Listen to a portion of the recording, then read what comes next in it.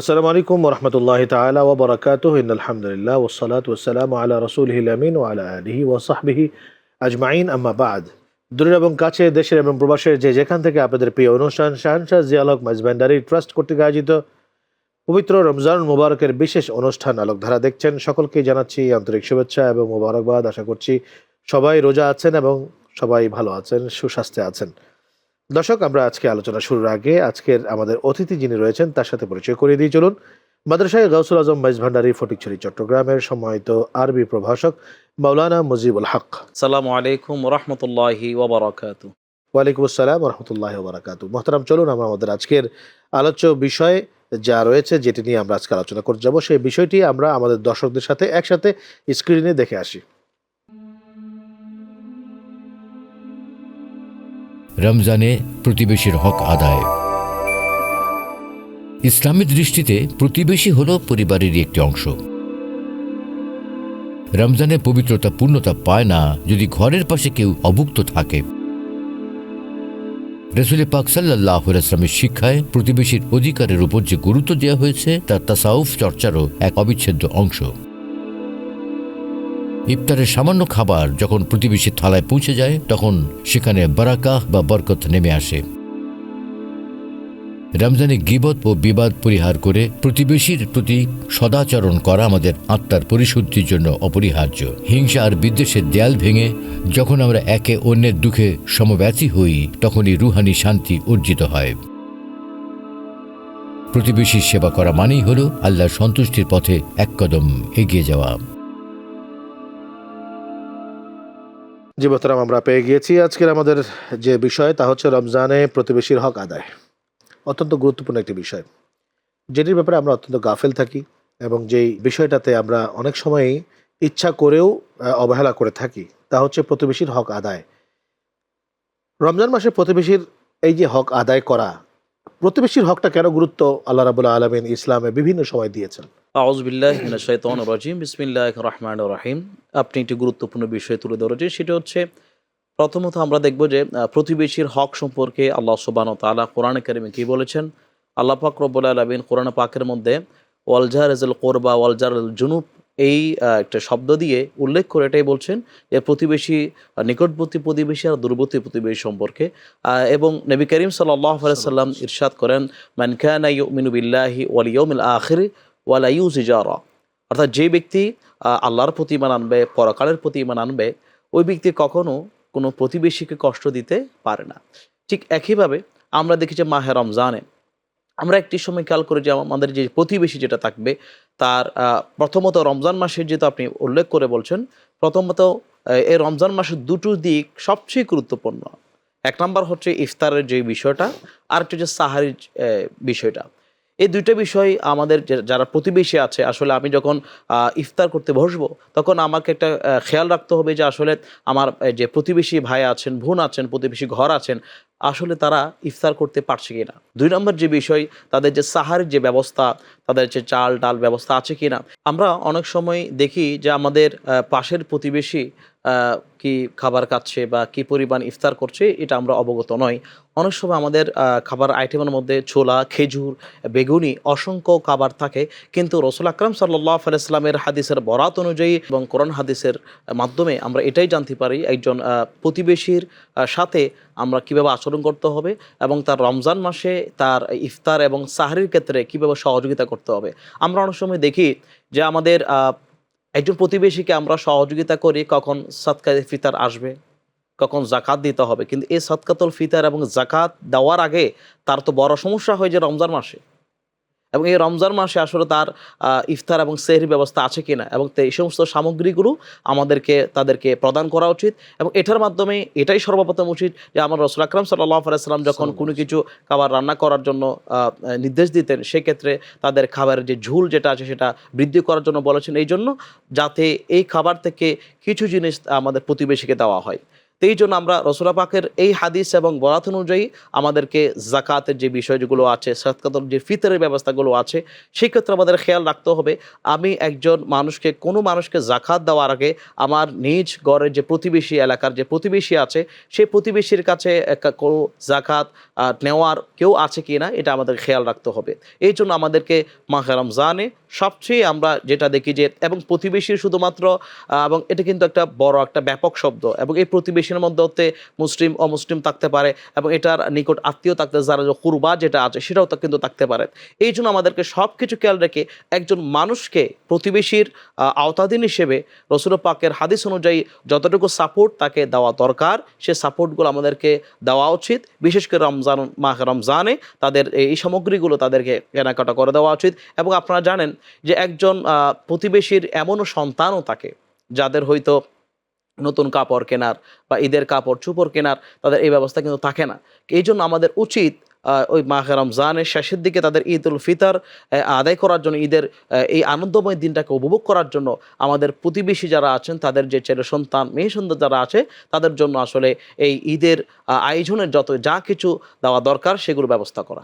আচ্ছা, অনেক সময় প্রতিবেশীরা আমাদের সাথে দেখা যায় যে এক প্রতিবেশীর সাথে হয়তো ঝগড়া হয়েছে, তো পবিত্র রমজানুল মুবারক আসলে দেখা গেল তাদের সাথে সুসম্পর্ক তৈরি করতে বলা হয়েছে, কিন্তু ওই যে একটা সময় ঝগড়া হয়েছিল সেটা রেশ ধরে তাদের সাথে অনেক দিন ধরে কথা হয় না।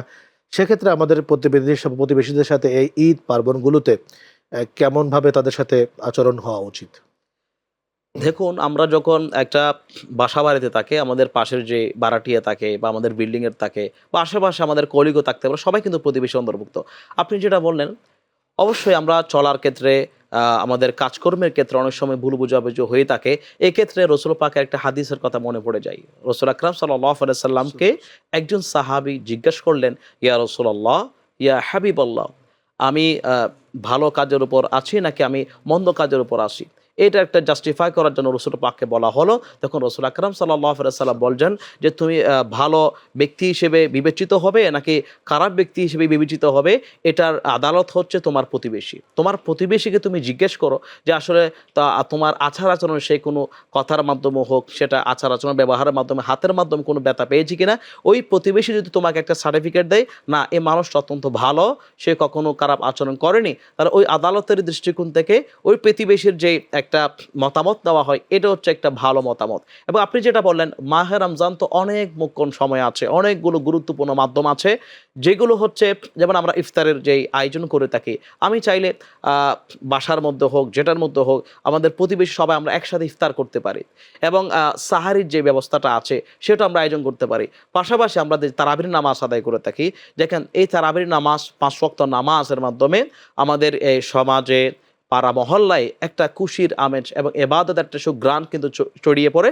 এবং এটার মাধ্যমে একজন মানুষ আরেকজন মানুষের যখন মসজিদে সাক্ষাৎ হয়, যদি আমরা প্রত্যেকে একে অপরের 5 ওয়াক্ত নামাজের মধ্যে সাক্ষাৎ হবে এবং তারাবির নামাজও সাক্ষাৎ হবে, এই নামাজগুলোর মাধ্যমে একে অপরকে দেখাদেখির মাধ্যমে একটা সৌহার্দ্যপূর্ণ আচরণ, সম্প্রীতি আমরা আবার সেটাকে ওই যে পুনরায় সে বাগন যেটা ধরেছেন সেটাকে আমরা ব্যতি রেখে আবার পুনরায় চাইলে আসো আমরা মাহে রমজান উপলক্ষে আমাদের সমস্ত ভুল বোঝাবুঝির অবসান করে আমরা চাইলে সম্প্রীতির ভাব বজায় রেখে আসে আমরা নতুনভাবে আমরা জীবন শুরু করতে পারি। এবং এটার মাধ্যমে আমরা প্রত্যেকেই প্রতিবেশীর হক আদায় করা উচিত। এই প্রতিবেশীর হকের মাধ্যমে আল্লাহ পাক রব্বুল আলামিন আমাদেরকে অনেকগুলো গুণ বাড়িয়ে দেবেন, এবং আমার কথা এবং কাজের মাধ্যমে, আমার জবান এবং হাতের মাধ্যমে যাতে আমার কোনো প্রতিবেশী কষ্ট যাতে না পাই, সেটার দিকে খেয়াল রেখে এই মাহে রমজানে এই জন্য আদায় করব, কারণ মাহে রমজানে 10 থেকে 700 গুণ পর্যন্ত যে সওয়াবগুলো দেওয়া হবে সেটা মাহে রমজানে, এটা শাওয়াল মাস আসলে কিন্তু সেটা দেওয়া হবে না। এই জন্য আমাদেরকে ওই শাওয়াল মাসের ঈদের অপেক্ষা না থেকে এখন থেকে আমাদের শুরু করা উচিত আসলে আমার পাশের প্রতিবেশীকে তাদের কিভাবে সহযোগিতা করা উচিত, ওই যে সওয়াব বৃদ্ধির করার কারণে। প্রতিবেশী কি জাকাতের অর্থ দেওয়া যাবে? অবশ্যই, যেমন প্রতিবেশী যদি সেটা ফকির হয়, যদি মিসকিন হয়, এবং সেই ক্ষেত্রে আমরা জাকাতের যে বিধানগুলো আছে, 8টি খাত আল্লাহ পাক রব্বুল আলামিন আমাদেরকে নির্ধারণ করে দিয়েছেন। এবং ওই নির্ধারণকৃত বিষয়ের উপর যদি আপনার প্রতিবেশী, আমি একটু আগে বলেছি, অনেকে কিন্তু বেশি সম্মান পাওয়ার জন্য বা বেশি যশকৃত পাওয়ার জন্য বা আমাকে একটু সালাম দিবে, আমার সাথে একটু ভালোভাবে নমনীয়তার সাথে কথা বলবে, এটা কিন্তু নয়। জাকাত এটা হচ্ছে যারা ইয়েতিম মিসকিন গরিবের হক, এটা হচ্ছে তাদের প্রাপ্য। এখানে আমাদের বাবা নেওয়ার কোনো কিছু নেই। আর আমার কাজ হচ্ছে আমার উপর জাকাত ফরজ হলে সেটাকে বন্টন করা। এই জন্য প্রতিবেশীর মধ্যে যদি কোনো ইয়েতিম, মিসকিন, ফকির পর্যায়ের যদি তারা জাকাত পাওয়ার হকদার মধ্যে যদি পড়ে, তাহলে আমরা তাকে জাকাত আদায় করে থাকবো। একটা বিষয় হচ্ছে যে আমরা অনেক সময় প্রতিবেশীর সাথে আচরণ করে থাকি, এমন কিছু আচরণ যেগুলো আমাদের মাধ্যমে আসলে আদৌ করা উচিত নয়। এই ধরনের আচরণ হলে সেই সমস্ত প্রতিবেশীর সাথে আবার কি করে মিলমিশ করে দেওয়া যায় বা হওয়া যায়, কিংবা তৃতীয় কোনো প্রতিবেশী আমাদের দুজনের মাঝখানে তিনি এরকমভাবে কোনো সোলহা করতে পারেন কিনা, মিলমিশ করে দিতে পারেন কিনা, এটা কিভাবে সম্ভব? অবশ্যই ইসলাম এটা শরীয়ত অনুমোদন দিয়েছে। যখন একজন প্রতিবেশী অপর প্রতিবেশী একটা দূরত্ব থাকে বা ভুল বোঝাবুঝির কারণে, তো এটাকে যদি আমরা মিনিমাইজ করতে চাই, মীমাংসা করতে তাদবিক করতে চাই, তাহলে যেটা তৃতীয় জন তাকে বোঝানো উচিত, যিনি সমাধান করবেন। উনি কী করবেন, যার সাথে বিভিন্ন জায়গার মধ্যে সমস্যা হচ্ছে তাকে এই কথাগুলো একটা মিথ্যা কথা বলবে যে তোমার ওই প্রতিবেশী তোমার সম্পর্কে অনেক সুনাম করেছে, এবং এই প্রতিবেশীর কাছে গিয়েও সেম কথা বলবে যে তুমি আসলে তাকে ভুল বোঝার একটা সম্ভাবনা আছে, এটা তোমার একটা খারাপ কনসেপ্ট, এটা বাদ দাও। আসলে ওই ব্যক্তি তো তোমার সম্পর্কে ভালো ধারণা করে এবং তোমার সম্পর্কে ভালো বুঝে, এবং তোমার উচিত তার সাথে একটু মিলমিশ করে তোমাদের সমাধানে আসা উচিত। এবং এটার ক্ষেত্রে আমরা অনেকগুলো মাধ্যম, যেমন আরেকটি মাধ্যম হচ্ছে হাদিয়া, উপহার, তোহফা। হাদিয়া, জি। এটার মাধ্যমে মানুষের পরস্পর ভালোবাসার সৃষ্টি হয়। আশা করে এই হাদিয়া আদান প্রদান করার মাধ্যমে একজন প্রতিবেশীর যে বন্ডিং যেটা আছে সেটা আরো দৃঢ় হবে। আপনাকে অসংখ্য ধন্যবাদ প্রিয় দর্শক। আমরা এই পর্যায়ে আমাদের অনুষ্ঠানের দ্বিতীয় সেগমেন্ট তথা নবী রাসূলদের জীবনীতে চলে যাচ্ছি।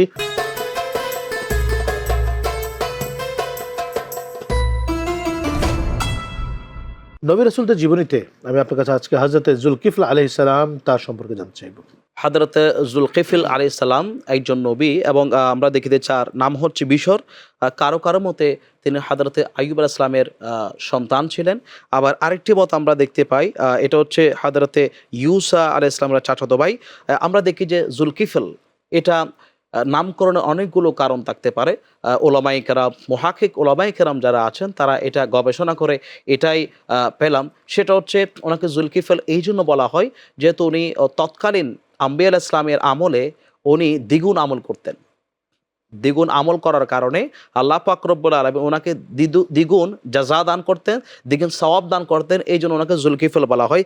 আরেকটি কারণ আমরা দেখতে পাই, সেটা হচ্ছে তার নিকট বনি ইসরাইলের 100 বন্দী ওনার কাছে তশরিফ এনেছিলেন, এবং ওই 100 বন্দী যারা ছিলেন তাদেরকে যুলকিফল আলাইহিস সালাম নিজ দায়িত্ব নিয়ে তাদেরকে কাফালাত করেছেন, এবং দায়িত্ব দেওয়ার মাধ্যমে তাদের খাবার, বসার সব কিছুর ব্যবস্থা করেছেন। আমরা আরেকটা কারণ দেখতে পাই, হযরত যুলকিফল আলাইহিস সালাম উনি একজন ওই তৎকালীন বাদশার ঘনিষ্ঠ লোক ছিলেন, এবং ওই বাদশার সাথে আমরা দেখি যে ইসরায়েলের সাথে একটা খারাপ সম্পর্ক ছিল, এবং তার সাথে সবসময় যুদ্ধ বিগ্রহে লিপ্ত থাকতো, এবং ওই যুদ্ধে বিগ্রহে লিপ্ত থাকার মাধ্যমে অনেকগুলো যুদ্ধ হয়েছিল।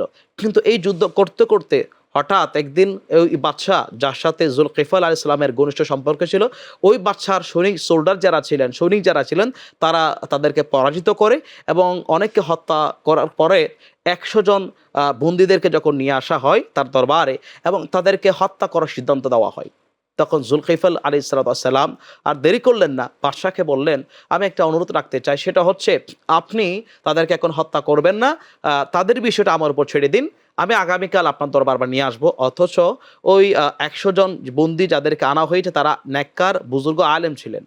আর যুলকিফল আলাইহিস সালাম চাচ্ছেন একটা কৌশল করে কোনো রকমে তাদেরকে পার করে নেওয়ার জন্য। আর দেরি করলেন না, সাথে সাথে যুলকিফল আলাইহিস সালাম এর পরদিনেই সকাল হতে না হতে তাদের খাবার দাবার ব্যবস্থা করে তাদের শিকলগুলো খুলে দিয়ে, ওপেন করে দিয়ে তাদেরকে বললেন যে তোমরা তোমাদের জায়গায় চলে যাও, যার যার অবস্থান থেকে চলে যাও, যদিও আমি আগামীকাল আমি আমার বাদশার সাথে বলেছি তার সামনে তাদেরকে নিয়ে যাওয়া হবে। তখন এটা বলার সাথে সাথে তাদেরকে ছেড়ে দিয়েছেন, এবং ওই বনি ইসরাইলের পক্ষ থেকে ওনাকে একটা উপাধি দেওয়া হয়, এটা হচ্ছে যুলকিফল।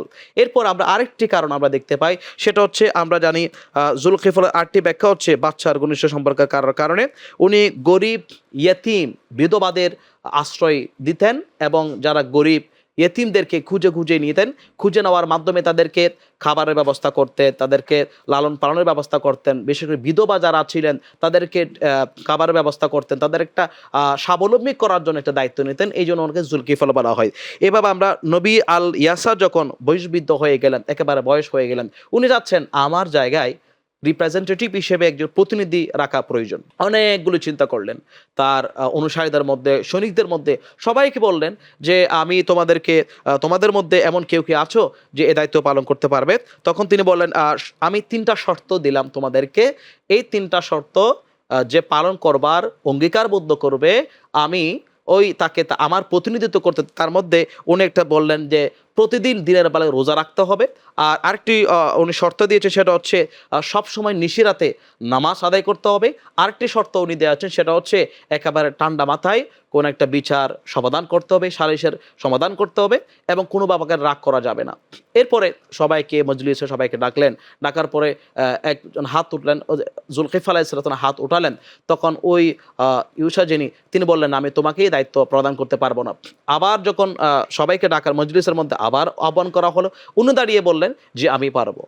পারার মাধ্যমে এরপর উনি ওনার দায়িত্ব যখন প্রতিনিধি হিসেবে দায়িত্ব পালন করছেন, ওনাকে পরীক্ষা করার জন্য কয়েকটা মাস যখন দায়িত্ব দেওয়া হয়েছিল, আসলে দেখা যায় জুলকিফল আলাইহিস সালাম উনি এত বেশি ওই অঙ্গীকারবদ্ধ ছিলেন যে সব সময় তিনি চিন্তা করতেন আমি দিনের বেলায় রোজা রাখবো, এবং আমি জোহরের পর একটা কাইলুলা করতেন, এবং রাতের বেলার মধ্যে নফল ইবাদত এবং বিচার কার্য সম্পাদন করতেন।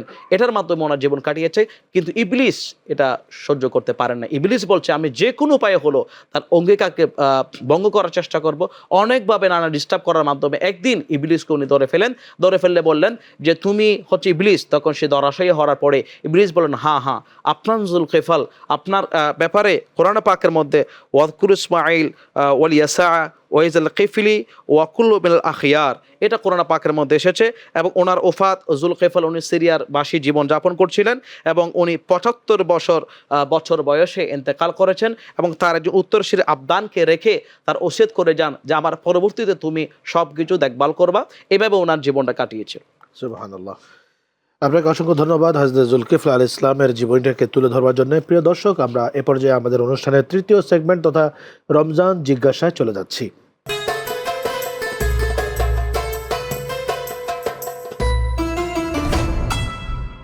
মোহতারাম, রমজান জিজ্ঞাসায় আজকে আপনার কাছে জানার বিষয় হচ্ছে যে মসজিদের আদব সম্পর্কে। মসজিদের আদব কেমন হওয়া উচিত?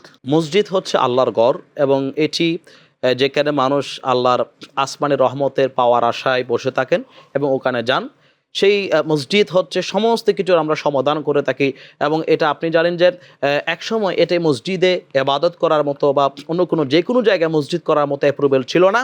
যখন নবী করিম সাল্লাল্লাহু আলাইহি সাল্লাম পৃথিবীতে আগমন করেছেন, আমার নবীর কদমের বদৌলতে আল্লাহ পাক রব্বুল আলামিন আমার নবীকে 5টা নিয়ামত দান করেছেন, যেটা অন্য কোনো নবীকে প্রদান করা হয়নি। তার মধ্যে 5টা নিয়ামতের মধ্যে অন্যতম নিয়ামত ছিল আমার নবীর কদম পড়ার সাথে সাথে আমার নবী আলাইহিস সালাতু ওয়াস সালামের কদমের উসিলায় আল্লাহ পাক রব্বুল আলামিন আমার নবীকে ভালোবেসে গোটা জগৎকে সিজদার স্থান, গোটা জমিনটাকে সিজদার স্থান বানিয়ে দিয়েছেন, মুসল্লা বানিয়ে দিয়েছেন। এই জন্য এরপর থেকে যেখানে সেখানে মসজিদ বানানোর আমরা একটা অবস্থা দেখতে পারি। এবং এই মসজিদ সম্পর্কে শুধু এটা হবে না, আল্লাহ পাক রব্বুল আলামিন এই মসজিদ থেকে তৎকালীন সময়ে এখানে বিচার ব্যবস্থা তদবিক দেওয়া হতো এবং সব কিছু সমাধান দেওয়া হতো। এরপরে আল্লাহ পাক রব্বুল ইন্নামা ইয়ামুরু মাসাজিদাল্লাহ মান আমানা বিল্লাহি ওয়াল ইয়াউমিল আখির, এখানে বলা হচ্ছে শুধু মসজিদ হলে হবে না, মসজিদের আল্লাহ পাক রব্বুল আলামিন আল্লাহর ঘর বলেছেন, কিন্তু আল্লাহ পাক রব্বুল আলামিন তো এটার রক্ষণাবেক্ষণ করবে না। এটা রক্ষণাবেক্ষণ করবে দায়িত্ব হচ্ছে কিছু মানুষ থাকবে। তো আল্লাহ পাক রব্বুল আলামিন তাদের ফজিলত সম্পর্কে, তাদের মূল্যায়ন সম্পর্কে বলেছেন, যারা মসজিদটাকে রক্ষণাবেক্ষণ করবে, এটা সংস্কার করবে, এবং শুধু তাই নয়, আল্লাহর প্রতি ঈমান আনবে এবং পরকালের প্রতি ঈমান আনবে, নামাজ কায়েম করবে, যাকাত আদায় করবে, আল্লাহ পাক রব্বুল আলামিন ওই সমস্ত ব্যক্তিদেরকে একটা ভালো নেককার আমল হিসেবে পুরস্কার প্রদান করবেন। এবং আপনি জানেন রাসূল পাকের হাদিস এসেছে, যেটা হচ্ছে আল্লাহ নবী সাল্লাল্লাহু আলাইহি ওয়াসাল্লাম বলেছেন, যখন কোনো ব্যক্তি কোনো মসজিদের যদি করে দেয় নতুন নির্মাণ করার ক্ষেত্রে, আল্লাহ পাক রব্বুল আলামিন তার জন্য জান্নাতের মধ্যে একটা ঘর নির্মাণ করবেন। মান বানা লিল্লাহি মাসজিদান বানাল্লাহু লাহু বাইতান ফিল জান্নাহ।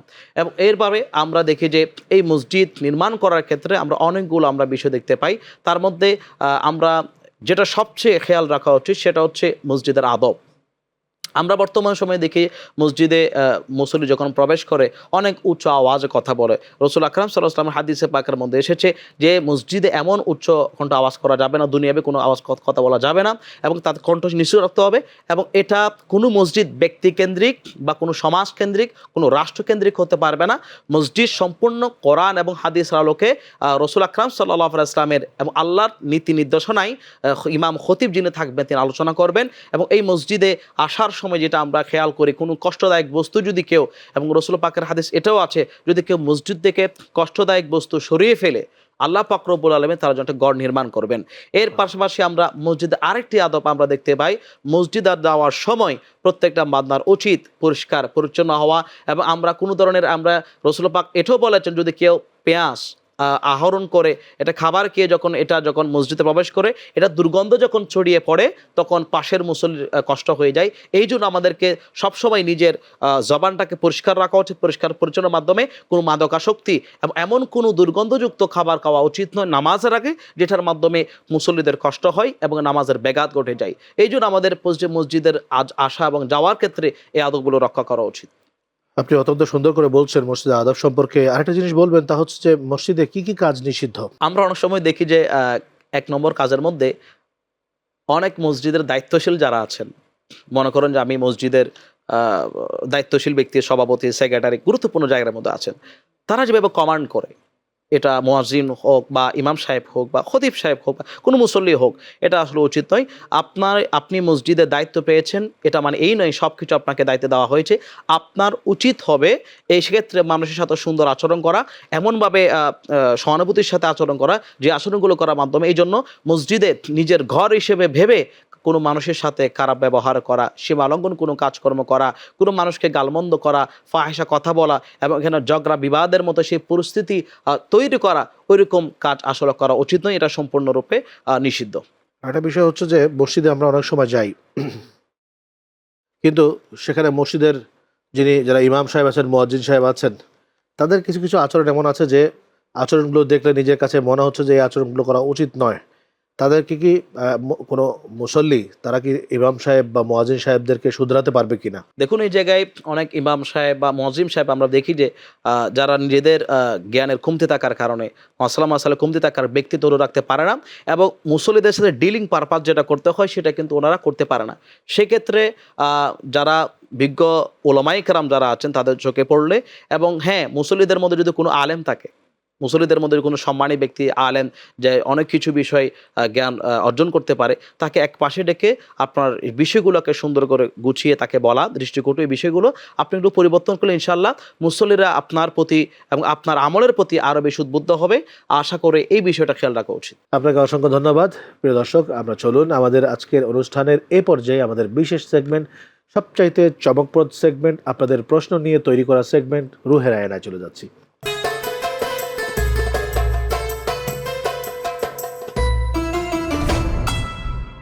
মোহতারাম, আজকে আমাদের এক বোন প্রশ্ন করেছেন রুহের আয়নাতে। তিনি অবশ্য ফেসবুকে আমাদের এই অনুষ্ঠান দেখে অত্যন্ত অনুপ্রাণিত হয়েছেন এবং সবসময় দেখবেন তিনি আশা ব্যক্ত করেছেন, এবং সেই সাথে আমাদেরকে আরও নতুন নতুন বিষয় উপহার দেওয়ার জন্য বলেছেন। আমাদের পেজটির যে শিরোনাম রয়েছে সেটি আমি আমাদের দর্শকদের উদ্দেশ্যে আবারও বলে দিচ্ছি, SZHM ট্রাস্ট।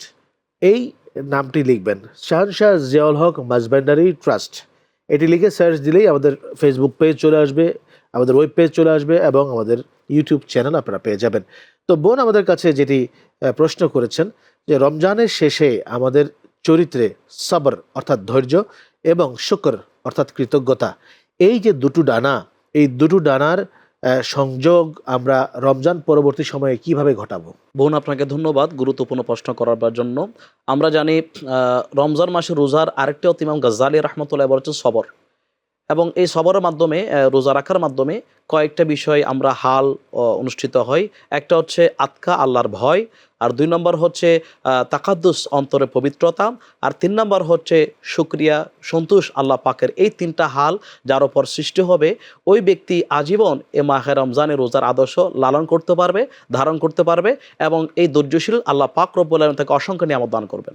আপনাকে অসংখ্য ধন্যবাদ। আজকের এই অনুষ্ঠানে অত্যন্ত গুরুত্বপূর্ণ রমজানের প্রতিবেশীর হকের ব্যাপারে আপনি বলেছেন, জুলকিফল ইসলামের ব্যাপারে আলোকপাত করেছেন, সেই সাথে রমজানে মসজিদের আদব কেমন হওয়া উচিত এবং মসজিদে কি করা উচিত না করা উচিত এগুলো সম্পর্কে আপনি সুন্দর করে আলোচনা করেছেন, সেজন্য আপনাকে আবারও ধন্যবাদ জানাচ্ছি। বিজ্ঞ সঞ্চালক, আপনাকে অশেষ ধন্যবাদ। প্রিয় দর্শক, আপনারা এতক্ষণ যাবৎ শুনছিলেন মাওলানা মুজিবুল হক সাহেবের কাছ থেকে অত্যন্ত জ্ঞানগর্ভ গুরুত্বপূর্ণ আলোচনা। তিনি আমাদেরকে পবিত্র রমজান মুবারকে যে প্রতিবেশীরও যেটা হক রয়েছে সে সম্পর্কে অত্যন্ত সুন্দর করে তিনি ওয়াকিবহাল করেছেন, এবং সেই সাথে নবী রাসূলদের জীবনী পর্বে আমাদেরকে তিনি হযরত জুলকিফল আলাইহিস সালামের সম্পর্কে তিনি কিছুটা ধারণা দিয়েছেন যে তিনি কোন নবী ছিলেন, কি কাজ করেছেন, এবং সর্বশেষ রমজানুল মুবারকের যে জিজ্ঞাসা রয়েছে সেই জিজ্ঞাসায় তিনি মসজিদের আদব সম্পর্কে আমাদেরকে সুন্দর করে ইশারা দিয়েছেন যে মসজিদে কি করা যাবে না যাবে। তো আল্লাহ রাব্বুল আলামিন আজকের এই আলোচনাগুলোর উপরে আমাদেরকে সম্যক জ্ঞান অর্জন করে এর উপরে আমল করার তৌফিক এনায়েত করুন, আমিন। ওয়াসসালামু আলাইকুম ওয়া রাহমাতুল্লাহি ওয়া বারাকাতুহু।